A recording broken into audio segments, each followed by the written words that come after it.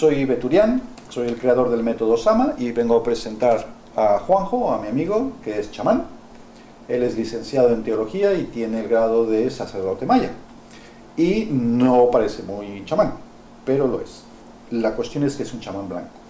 Entonces, lo que yo quiero en esta entrevista es preguntarle a Juanjo si él considera desde su perspectiva, desde su experiencia trabajando como chamán en América Latina, si existe el chamanismo urbano, que es como yo identifico el chamanismo que hacemos nosotros los que estamos aquí en Europa.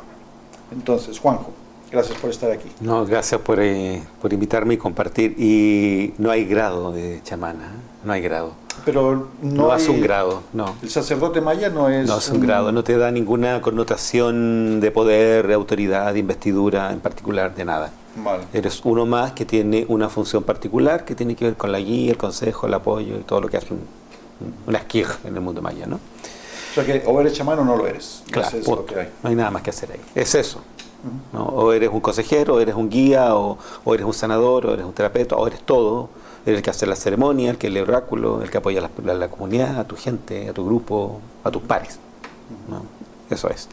No te da solamente la connotación de que te buscan para, pero nada más. Entonces hay un respeto a la tradición, un respeto al linaje, a todo lo que involucra, ¿no? Yo sé, por ejemplo, que tú haces ceremonias, o sea, haces bodas mayas. Sí. ¿Cualquier chamán puede hacer una boda maya por el puro hecho de ser chamán? Sí. Lo importante es distinguir que en el contexto chamánico, o en el contexto chamanismo, o el chamán, ¿no? Yo siento que aquí hay que tener claro que hay etnias, líneas espirituales, caminos espirituales distintos según la etnia, y cada uno de ellos tiene una expresión de ese chamanismo, tiene una expresión de este chamanismo ritual, ¿no? Y el matrimonio, el bautizo, la bendición, la casa, bendecir una casa, lo que sea, tiene para cada visión chamánica, para cada espiritualidad o para cosmovisión nativa, tiene una aplicación distinta. Bien. Y sí lo pueden hacer. Muy bien. Mira, lo que a mí me interesa es tu opinión o tu visión del siguiente aspecto. Tú trabajas como chamán en América Latina con gente nativa en los países del centro de Centroamérica, y entonces has venido aquí a Europa después de que tú y yo nos conocimos en Chile en un curso de Sama, y al venir aquí a Europa te he presentado yo a unos compañeros, a unos amigos chamanes catalanes de aquí. ¿Cómo ves el chamanismo que nosotros practicamos aquí, desde tu perspectiva? Yo tengo dos visiones, y retomando la pregunta inicial, ¿no? Tú me hablabas de cómo se vive, ¿cierto?, un chamanismo en Latinoamérica y en América en general, ¿no? Toda América completa, ¿no? Hay dos percepciones. Una, la diferencia radical que hay entre el chamanismo que se vive en las etnias más fuertes, ¿no? Tanto en el Cono Sur, en Centroamérica, y en la parte de Estados Unidos, la parte nativa de Estados Unidos. Son etnias que tienen un compromiso real, ¿cierto?, con el llamado, con el sentido de la espiritualidad de su propia etnia, la ejecutan, la practican, la viven, la comparten, es parte de lo cotidiano, ¿ya? Es decir, tú puedes ir a Perú, puedes ir a Bolivia, puedes estar en Chile, en el sur de Chile, puedes estar en ciertos sectores de Argentina, hacia el sur de Argentina, donde tú estés, hay pequeños grupos de etnia, más pequeños o más grandes, y cada uno de ellos aplica, ¿cierto?, el conocimiento y sigue la tradición de los ancestros, ¿ya? Eso por un lado. Por lo tanto, yo te diría que en el continente en general hay una percepción mucho más profunda de esta continuidad, ¿cierto?, de una tradición oral, de la percepción de los ancestros, del respeto a los ancestros, del mensaje, de la espiritualidad, de la cosmovisión, de lo que sea. Por lo tanto, hay tal vez más conciencia de que esto existe, ¿no? Por lo tanto, al haber conciencia, hay apertura a acercarte, aproximarte, conocerlos, buscarlos o traerlos a lugares para que se expanda el conocimiento. Dos, cuando yo te hablo de este conocimiento chamánico que existe y es real y está en movimiento, ¿no?, en el continente, no significa que todo el continente americano lo tenga. Significa que hay focos que son importantes de espiritualidad que emanan este conocimiento y se busca ese conocimiento. Pero hay un conocimiento mucho más macro, de lo que puede haber en Europa desde mi percepción, de la mía, hablo de lo que yo siento. ¿Qué siento yo que pasa, que pasa en Europa? Yo siento que cuando uno habla de los cátaros, ¿no? O habla de los druidas, o hablas de las wiccas, ¿no? De estas mujeres, ¿no? O sea, hay una percepción en esto como algo que se perdió, que desapareció, que se fusionó, que se hizo sincrético, ¿no? Que se mezcló con otras cosas, pero no hay una conciencia real, en mi percepción, ¿no? De que los druidas estuvieron en Europa, ¿no? De que los cátaros estuvieron en Europa, ¿no? Que los templarios estuvieron, que las wiccas existieron, ¿no? ¿Dónde está ese legado? ¿Dónde está ese legado? ¿Dónde está esa tradición? ¿Dónde está ese conocimiento? ¿Qué se hizo ese conocimiento? Entonces, siento que el proceso histórico de Europa, en todos los estratos del proceso histórico de Europa, devastó este conocimiento, las raíces, la parte más pura del conocimiento, se hizo sincrético con miles de otras cosas, ¿no? Sobre todo España, ¿no? Toda esta cosa con el Islam, ¿no? El mundo musulmán, ¿no? Toda esta cosa con lo católico, ¿no? Todo el tema con la Inquisición, todo el tema anglicano por un lado, ¿no? Todo el tema del protestantismo. O sea, hay una fusión, ¿cierto?, de ideas, ideologías y creencias que fueron empujando todo el conocimiento sagrado que tenían las etnias propias de Europa, ¿no? Los vikingos, ¿no? Todo esto se fue perdiendo, ¿no? Entonces, cuando nosotros hablamos de las runas, por ejemplo, ¿no? Y hablamos de los druidas, y hablamos del conocimiento céltico, o sea, ¿de qué estamos hablando? No hay una noción completa ni una conexión con esa realidad, ¿no? No hay grupos étnicos que la preserven, ¿no? Por lo tanto, hay una diferencia radical, ¿no? Ahora, como hablamos del nuevo continente, América es el nuevo continente, tal vez eso hace que se haya preservado mucho más tiempo la continuidad ancestral, la tradición oral, ¿no? Del conocimiento que va de una generación a otra. Por lo tanto, siento que al conocer el grupo de chamanes, ¿no? Que forman parte del grupo de lo que se llama la tribu, ¿no? Yo siento que se está dando y se está generando, porque también se da en ciudades más grandes, ¿no? En América, una suerte, por llamarlo así, de un chamanismo urbano, ¿no? Que muchos se pueden horrorizar con el concepto, ¿no? Pero el chamanismo propiamente tal está conectado a una tradición, a alguien que lo da, ¿cierto? A alguien que lo continúa, a alguien que recibe como una transmisión de este conocimiento para que lo pueda dar. Pero ¿qué pasa con el que tiene el conocimiento y vive en una ciudad, por ejemplo? ¿Me entiendes? ¿Dónde se nutre? ¿Dónde va? Pero practica y ejecuta esta suerte de chamanismo, ¿cierto? Enseña sus técnicas, las plantas sagradas, trabajo con el tabaco, lo que sea, ¿no? Por lo tanto, se debe de reconocer esto como células, ¿no? Células energéticas que están movilizando, ¿cierto?, este conocimiento y que se empieza a expandir. Por lo tanto, sí hay una conciencia de que lo chamánico emerge en forma natural, ¿cierto?, en personas que tienen un conocimiento, que tienen una búsqueda, que tienen un camino y que están dispuestos a transferir este conocimiento que ellos conocieron, ¿no? Claro. Por lo tanto, sí se puede, comillas, hablar de un chamanismo más urbano, ¿no? Que no está conectado al chamanismo maya propiamente tal, que el que yo conozco, ¿no? El guatemalteco, en que uno está con ellos, ¿cierto? Partes en la ciudad, pero después te vas a las montañas, te vas a los cerros, te vas a los valles, te vas a los lagos, donde tú te conectas con la ceremonia, la energía, la ceremonia, todo eso. Pero cuando eso no está, ¿cierto? Entonces hay espacios que se abren, que se generan, aquí le llaman masías, ¿no? En Chile le llamamos parcelas o fundos, ¿no? Que son lugares retirados de las ciudades grandes, donde se congregan estos grupos y se hacen las prácticas ceremoniales, chamánicas o lo que se esté dando. Por lo tanto, yo diría más bien que hay una toma de conciencia que lo ancestral tiene un peso, y siento que Europa está tomando conciencia gracias a este movimiento subterráneo comienzo, ¿no? Que se empezó a mover en pequeños grupos, como casi críptico, no se podía hablar, no se podía decir, ¿cierto? De que existe una fuerza que conecta a la tierra. Y recuperar el conocimiento ancestral de Europa es un trabajo fuerte, ¿no? O sea, darle el valor profundo que tenía toda la sabiduría de los druidas, los estratos en los que ellos se movieron, el político, el sacerdotal, ¿no? Todo eso, ¿no? Las Wiccas, ¿no? Que fueron mujeres de la naturaleza, o sea, eran sabias, ¿no? Sí. ¿Dónde están? Sí.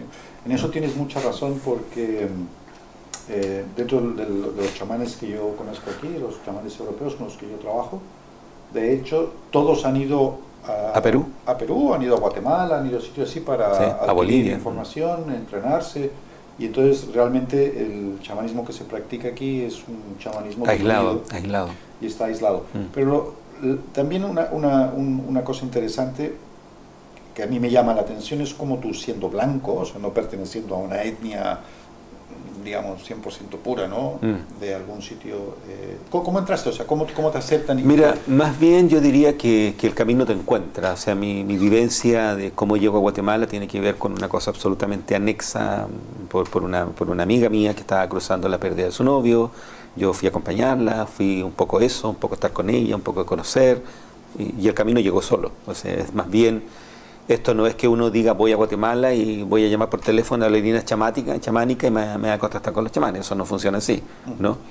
Dos, cuando el universo se ordena y se dispone para que esta fuerza entre en tu vida, entra, ¿no? Y eso fue mi caso. O sea, yo conocí a las personas, participé en una ceremonia que para mí era absolutamente chino, no entendía nada, ¿no?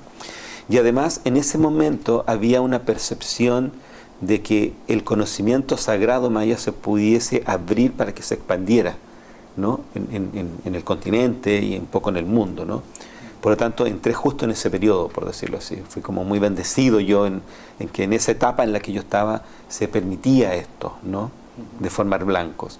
Ahora, hay que decirlo también porque también hay ciertos grupos de etnias mayas, ¿cierto?, que son extremadamente rígidos y superestructurados y muy cerrados en la formación, y que es absolutamente válida dada la experiencia del continente, ¿no? Claro. Que no permiten esto, ¿no? Otros son un poco más receptivos, más contemporáneos y permiten esta apertura, lo hacen. Y yo tuve esa bendición, es decir, fue sincrónicamente dado por el universo. No fue buscado, no fue esperado, llegó, ¿no? Y cuando todo se ordena, el camino está ahí, ¿no? Entonces, yo diría que más bien hay una recepción importante de los abuelos también en los que yo conozco, cuando las personas van con una disposición real de darle peso a lo que van a recibir, se abre, ¿no? Se abre. Claro. Sí. Una de las cosas que para mí fueron muy interesantes de conocer a Juanjo es que las experiencias que yo había tenido con el chamanismo siempre estaban relacionadas con la toma de plantas medicinales de distintos tipos, con buscar o encontrar estados alterados de conciencia, que realmente no son estados alterados de conciencia, realmente esto, la vida cotidiana, el cada día, el ir a la oficina, ese es el estado alterado de conciencia. Cuando estás en el otro estado, es el estado donde deberíamos estar siempre. Pero bueno, esos estados alterados de conciencia era lo único que yo conocía como chamanismo. Y cuando conocí a Juanjo, en Chile, él me ofreció una ceremonia del fuego, a la que yo asistí, y me quedé maravillado no solamente por el ritual, sino me quedé maravillado por la fuerza energética, por la vivencia, sin la utilización de absolutamente nada, más allá de lo que es la ceremonia, ¿no? Y cuando he venido aquí, en estas últimas semanas, he participado con él en otras, y siempre es una maravilla ver cómo el fuego, que es un elemento al que estamos acostumbrados a estar delante de una hoguera y maravillarnos con el fuego, se comporta de una manera totalmente distinta cuando una persona como él la está trabajando. Entonces, en eso me ayudaste mucho y has ayudado mucho a muchas personas de aquí, del área donde nosotros estamos ahora, en España, porque les has abierto una puerta a conocer que hay una forma de ofrenda, ¿cómo te diría yo? O sea, que es un tipo de chamanismo en el que tú das y no el chamanismo de tú recibes. Sí. En el ayahuasca, con el peyote, con muchísimas otras sustancias, en el fondo tú estás recibiendo algo. El chamán te da algo que a ti te produce un cambio. Y aquí no, aquí todo el mundo que está alrededor del fuego le está dando al fuego algo. Hablábamos hace poco, ¿no?, en el contexto comunitario, ¿no?, de la ceremonia, de estar congregados en una identificación con la energía sagrada del día. Las ceremonias del fuego tienen una particularidad importante, o sea, lo primero que sucede en el fuego es una alteración importante de la energía del fuego. El fuego tiene un comportamiento, una conducta, y tú lo observaste, ¿no? Absolutamente distinto. Y lo que emana del fuego. Por lo tanto, el impacto energético del fuego, por decirlo de alguna manera, te introduce en una dimensionalidad distinta, ¿no? La noción de tiempo, de ruido, de hora, de todo se pierde. Todo eso se pierde. Por lo tanto, la visión chamánica propiamente tal de la ceremonia sagrada, se dice que el fuego, ¿cierto?, es el único elemento, ¿no?, con el que tú puedes hablar. Él te escucha y él sube ese diálogo, ¿cierto?, al universo, al cosmos, lo lleva, ¿no? Por lo tanto, el fuego es como lo más propiamente divino de los elementos. Porque es transformador, es transmutador, porque te cobija, porque te da calor, porque te puede quemar, porque todo lo que fuego involucra. Puede templar el hierro, puede hacer muchas cosas, ¿no? Por lo tanto, todo movimiento del fuego es una respuesta, es un lenguaje, ¿cierto?, que se lee, ¿no?, y que te da un mensaje, te da un apoyo, te da una respuesta, te da una sanación, te da una curación. Entonces, en ese contexto, el fuego no te invade ni te altera los estados de conciencia, ¿no?, porque el contexto de la medicina sagrada, las hierbas sagradas, ¿no?, los hongos sagrados, tiene la primera particularidad, y lo primero es cuando yo me aproximo a beber medicina sagrada, ¿cierto?, es entenderla en eso, ¿no?, en la sacralidad que tiene, o la ayahuasca, o el San Pedro, o el peyote, ¿no?, son sagrados. ¿Por qué son sagrados? Porque en la visión nativa fueron entregados a los hombres, ¿cierto?, para que ellos fueran el canal para conectarse con lo divino, ¿no?, y conectarse desde la dimensión de la visión, ¿no? Por lo tanto, todos los elementos de hierba o medicina tienen que ver con la visión. Yo entro en un estado de visión, ¿no? Y esta visión altera, ¿cierto?, positivamente todos los sentidos. La visión, el gusto, el oído. Por lo tanto, te haces receptivo, ¿cierto?, a lo que el universo te quiere mostrar, el universo te quiere dar. En cambio, el fuego es una energía mucho más suave, mucho más dulce, más como contenedora, muy violenta en algunas ceremonias, ¿no?, pero está puesto como una energía que te mueve de otra forma y te permite la visión desde la participación directa en la ofrenda o en el giro alrededor del fuego.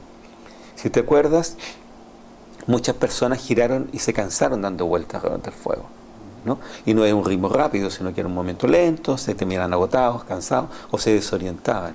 Sí.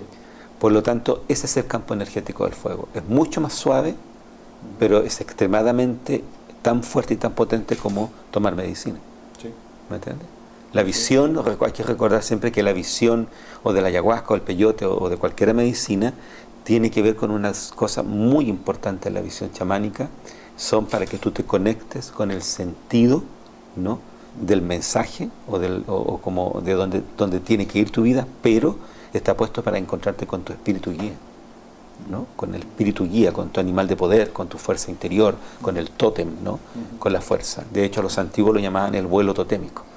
Tú volabas para encontrarte con el ajao, ¿no?, con Dios, ¿no? Por lo tanto, ese es el respeto con el que hay que acercarse también, ¿no? Pero en el fuego, es el fuego el que te emite la energía, ¿no?, desde fuera, te va envolviendo desde fuera. Y es tan fuerte, tan potente, tan curativo como el trabajo con la hierba. Ahora, no olvidar, perdona, los componentes sagrados de esto. Sí, la sacralidad que hay que darle. Bueno, la sacralidad es muy impresionante porque, bueno, Juanjo es un hombre alto y es un hombre con mucho porte, ¿no? Y es un hombre que sabe mucho, y tú cuando él habla desde de una cierta presencia. Pero cuando tú lo observas detenidamente, cuando él empieza la ceremonia, es un hombre que baja la cabeza, baja la testa, ¿no?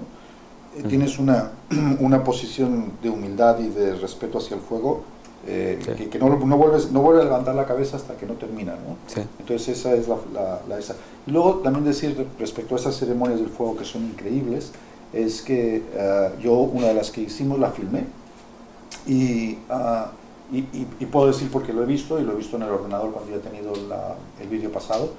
que alrededor, o sea, la parte alta, ¿no?, del fuego se forma una columna gigantesca, una columna así ancha, muy grande de luz, de una luz muy muy especial que está saliendo, que es una comunicación entre el fuego y el corazón del cielo y el corazón de la tierra. He estado muchísimos años como fotógrafo y como videocámara, sé perfectamente bien lo que es un efecto óptico, sé perfectamente bien cómo hay que mover el objetivo para sacarlo del axis y que ese brillo no afecte los lentes internos que forman parte del objetivo.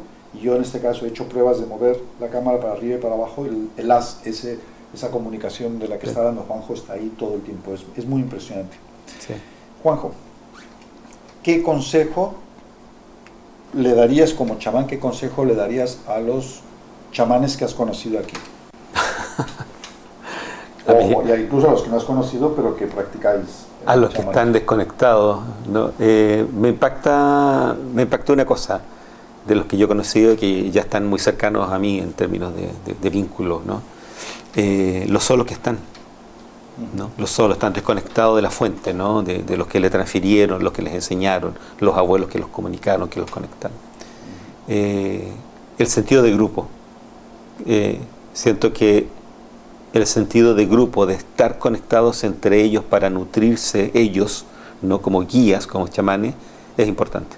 Siento que están disgregados, está cada uno en lo suyo, el sentido de grupo. Esa es una cosa. Y dos, el sentido más puro de la comunidad chamánica, o sea, lo que tienen que formarse, es protegerse unos a otros y ayudarse unos a otros, en el sentido de limpiarse, descargarse, porque van tomando dolor, ¿no?, sufrimiento, y un poco la miseria humana la vamos recibiendo nosotros.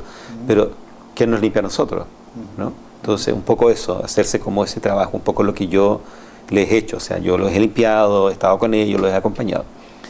Y recordando que ellos son el detonante también de toda esta posibilidad de volver, ¿no? O sea, de estar con ellos y generar un sentido de pertenencia.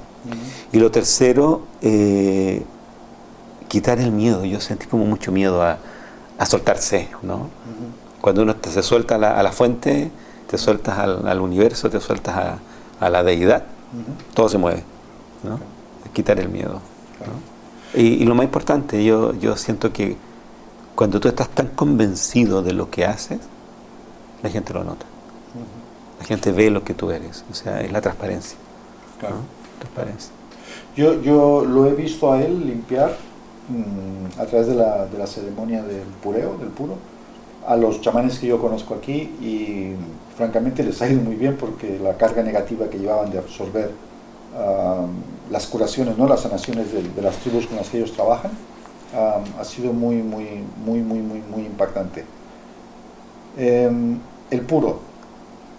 Tabaco. Hemos hablado del fuego. Tabaco. Tabaco. El puro.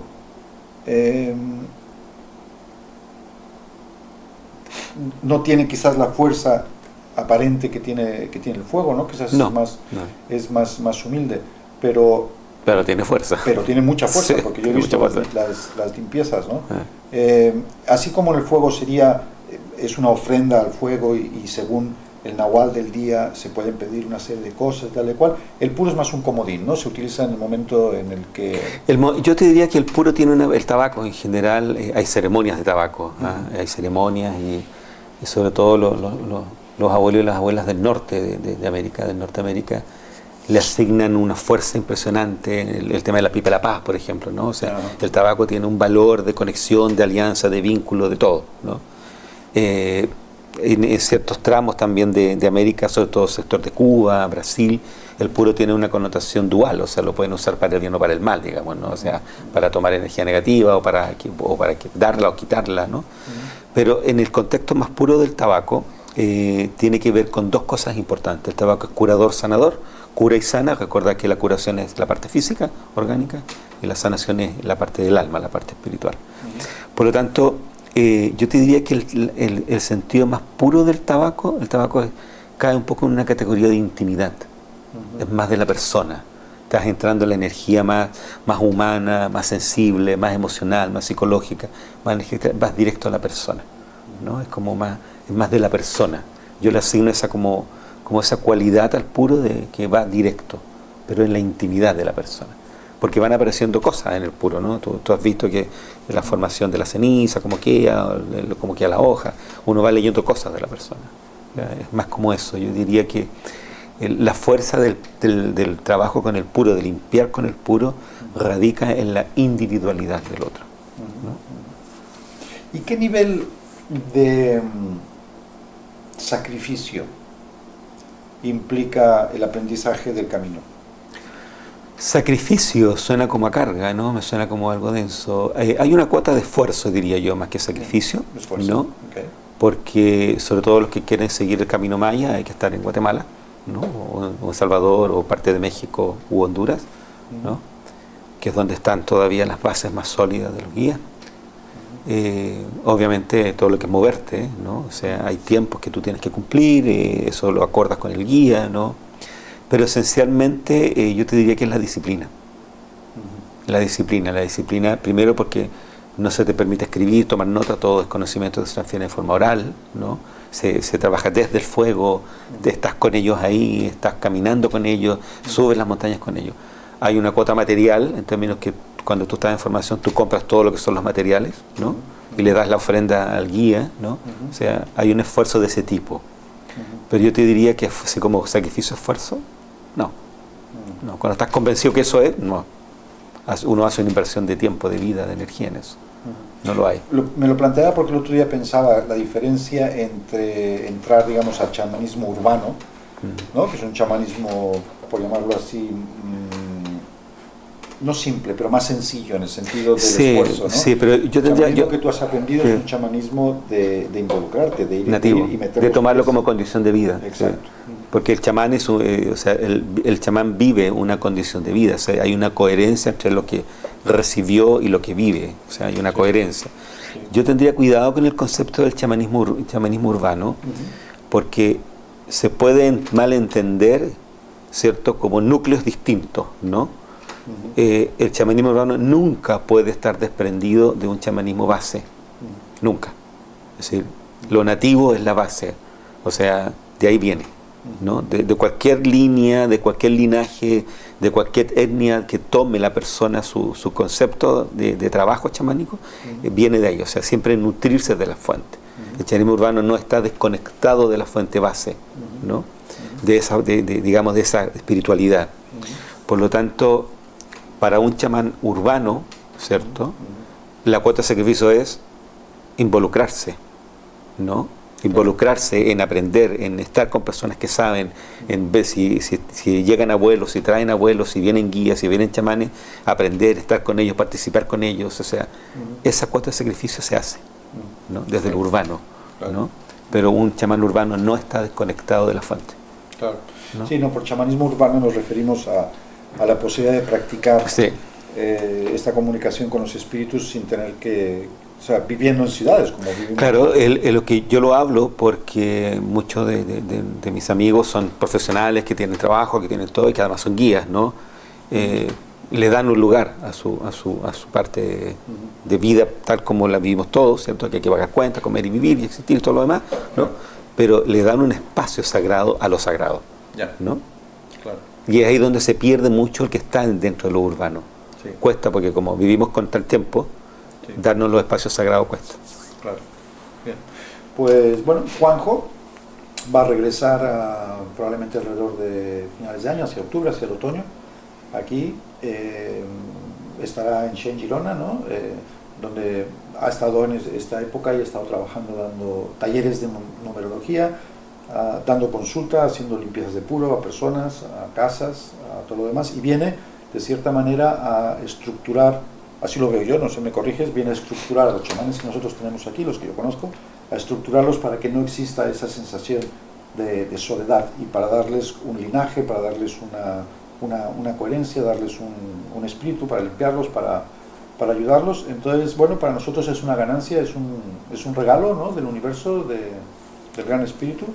Y yo en mi nombre y en nombre además de los chamanes que ya conoces, pues agradecerte. No, yo agradecido de ellos. No, pero o sea, lo que ellos han recibido, ellos se han sentido, iba a decir como un paraguas, ¿no?, como un padre que los ha unificado, y ahora hay una hermandad porque hay alguien sabes que le ha dado una estructura, ¿no?, a nuestra Sí. pequeña comunidad chamánica. Entonces, bueno, por parte de ellos, muchísimas gracias. No, Por parte mía, gracias. por todo lo que he aprendido contigo.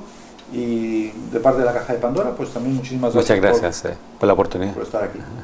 Hasta luego.